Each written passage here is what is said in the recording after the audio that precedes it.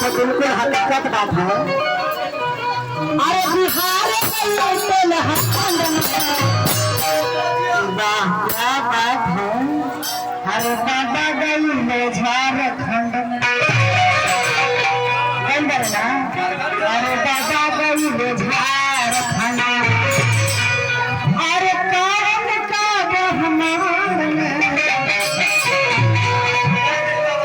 अरे बाबा गई में झारखंड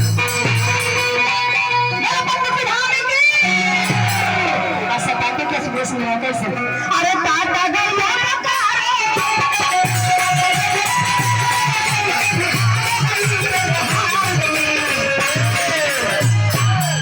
अरे बाबा गई झारखंड बाबा गई झारखंड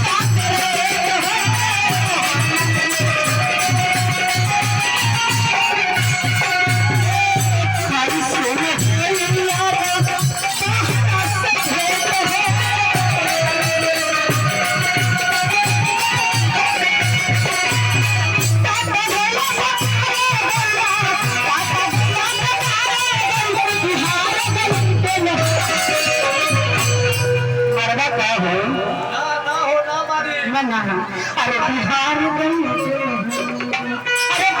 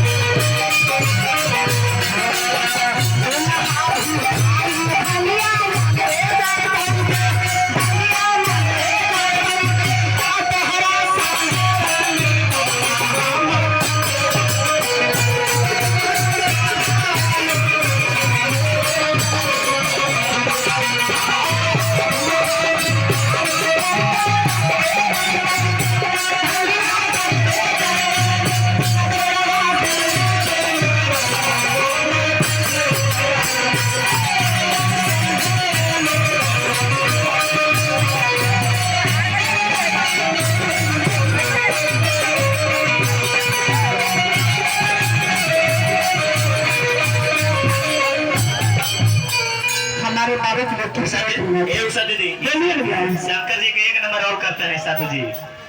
अच्छा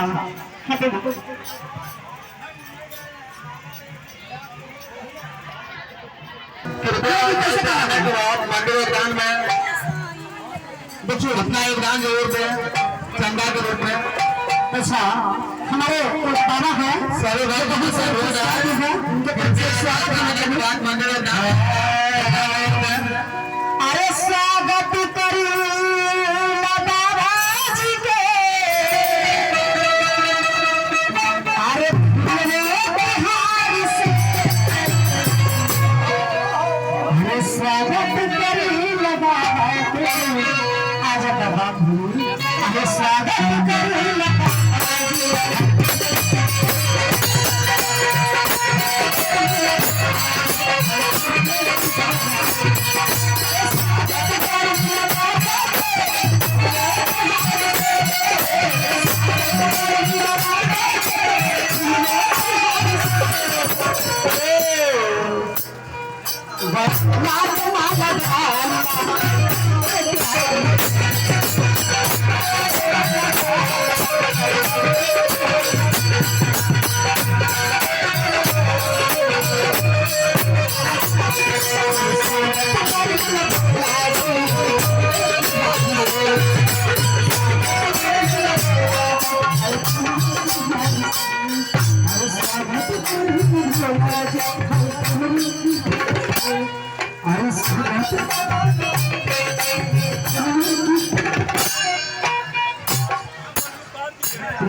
शंकर भगवान ने की देखिए दादा बैठ गए